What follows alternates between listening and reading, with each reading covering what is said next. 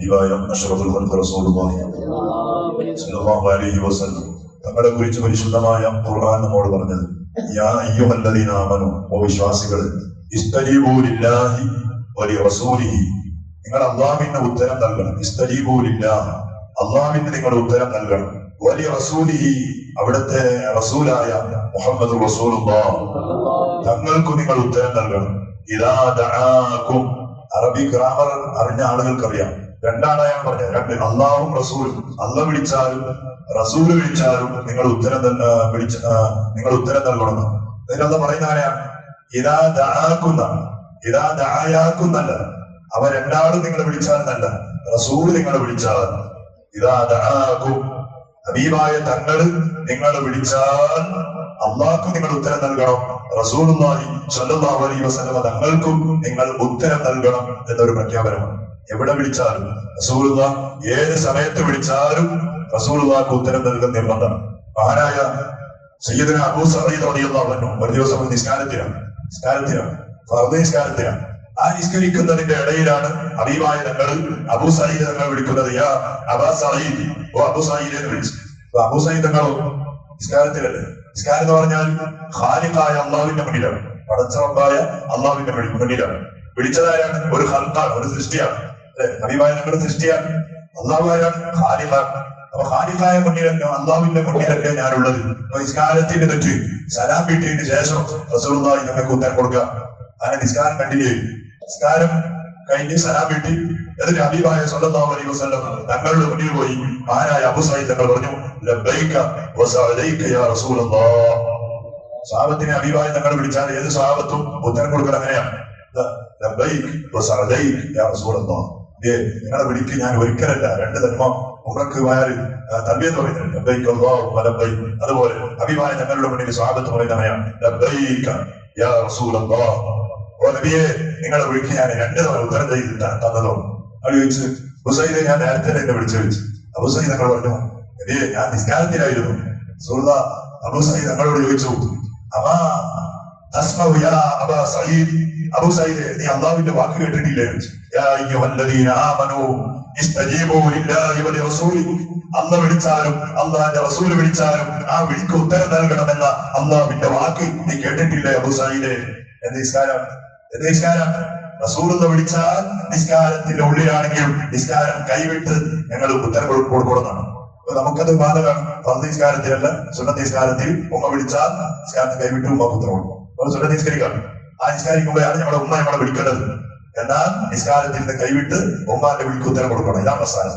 ആരോടാണ്? നമ്മോട് കടപ്പെട്ട നമ്മുടെ ഉമ്മയോട് നാം ചെയ്യുന്ന ഒരു കടപ്പാടാണെങ്കിൽ റസൂലുള്ള ഉമ്മയല്ല, റസൂലുള്ള ഉപ്പയല്ല, റസൂലുള്ള അതിനെക്കാളും മുകളിലാണ്. മഹാനായ ഇബ്നു ഹജർ റളിയല്ലാഹു അൻഹു മസ്അല പറയുന്നത് കാണാം. അതല്ല, റസൂലുള്ളാഹി തങ്ങളുടെ ഹയാത്ത് കാലത്ത് ഒരാൾ നിസ്കരിക്കുമ്പോ റസൂലുള്ളാഹി തങ്ങൾ വിളിച്ചു.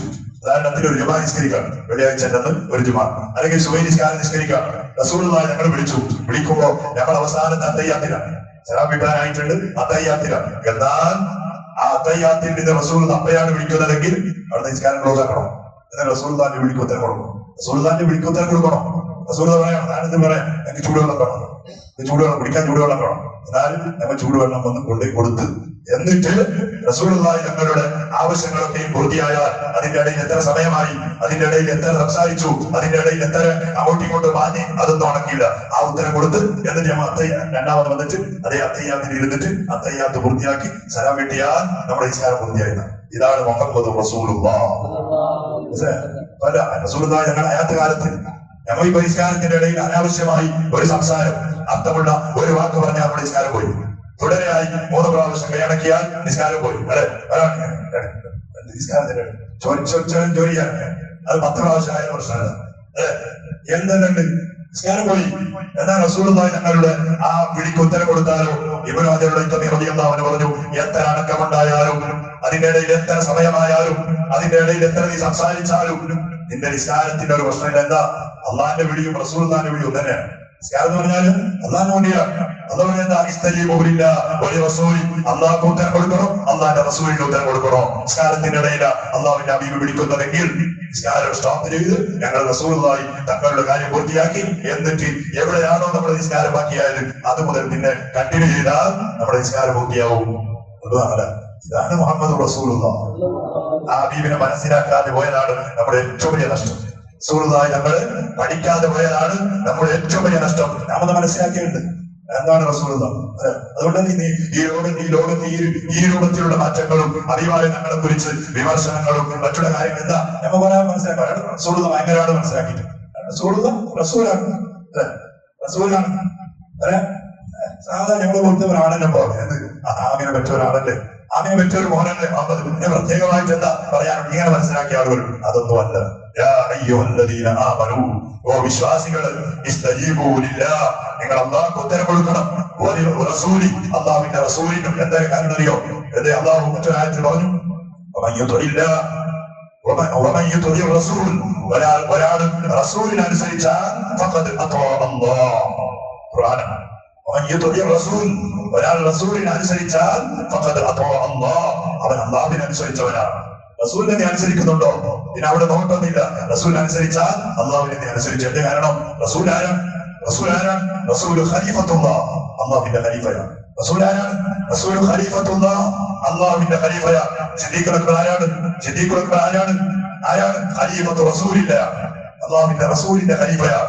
ഉമർ തങ്ങൾ ഖലീഫത്തു റസൂലില്ലാഹ്, അള്ളാഹുവിന്റെ റസൂലിന്റെ ഖലീഫയാണ്. എന്താ റസൂൽ ആരാണ്?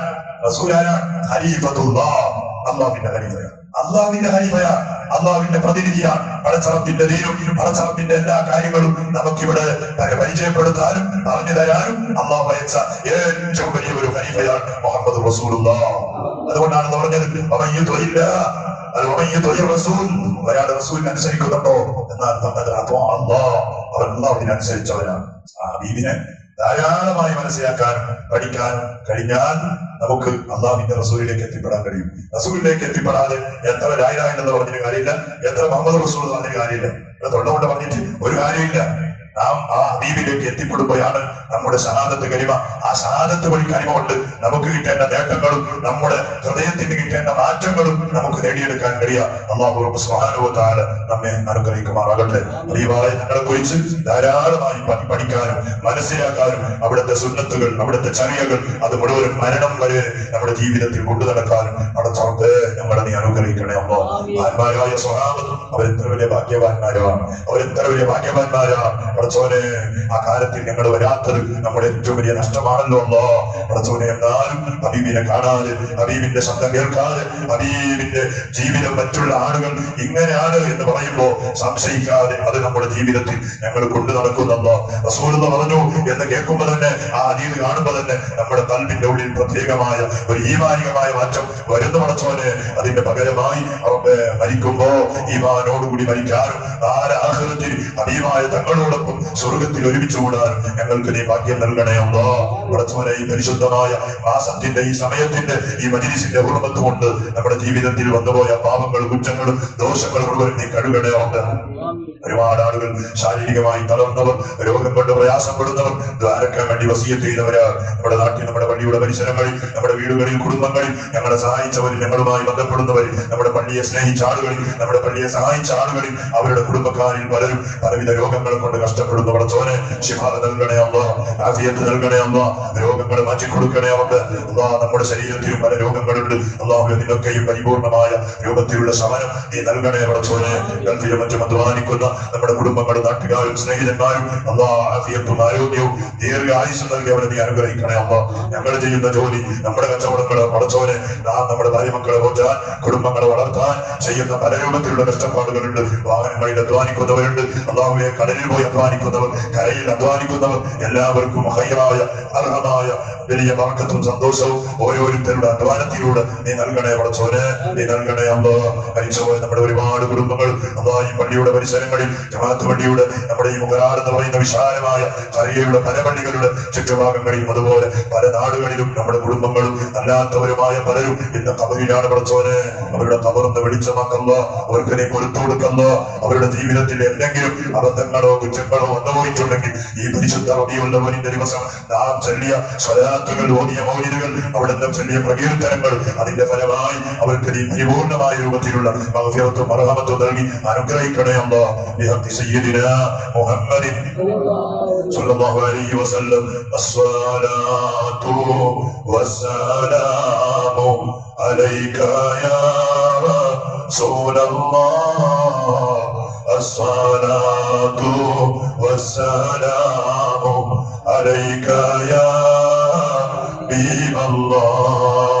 കുല്ലു മൻ ഫിൽ കൗനി ഹാമു ഫീക യാ ബാഹിൽ ജമീൽ വലഹു ഫീക ഗറാമുൻ വസ്തിയാഖുൻ വഹനീൻ. അസ്സലാത്തു വസ്സലാമു അലൈക യാ റസൂലല്ലാഹ്. അസ്സലാത്തു വസ്സലാമു അലൈക യാ ഹബീബല്ലാഹ്. ഹസ്ബുനല്ലാഹു വനിഅമൽ വകീൽ. نعم المولى ونعم النصير. حسبنا الله ونعم الوكيل. نعم المولى ونعم النصير. حسبنا الله ونعم الوكيل. نعم المولى ونعم النصير. صلى الله على محمد صلى الله على محمد صلى الله عليه وسلم. صلى الله على محمد صلى الله عليه وسلم. صلى الله على